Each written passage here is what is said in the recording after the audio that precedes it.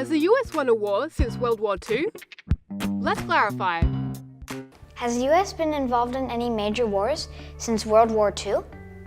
There was the Korean War in the early 1950s. There was the Long War in Vietnam. And of course, there have been major wars in the Middle East, a major war, two major wars involving Iraq. So we can see that the United States has been involved in major wars. Why would the US want to go to war?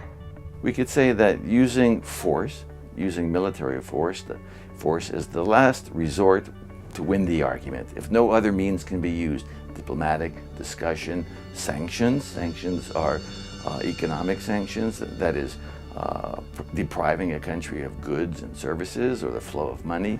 Those are other tools that governments use to try to win the argument. But using military force is generally considered the last tool to be used in trying to get your way. What does the US have to do to win a war? We can say that a war has been won when the behavior of the adversary has changed in such a way that, the United States has wanted it to change. Has the US actually won a war since World War II? One part of using military force is only the military part, actually using armed force. Now, you can win that part, and you can still lose the war.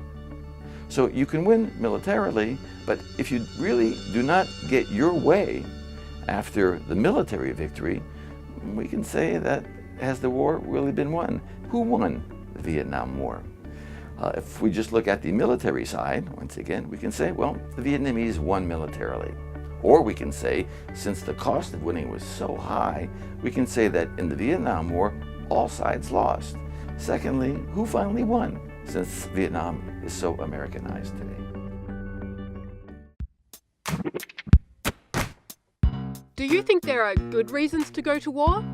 If so, how would you then decide if the war had been won?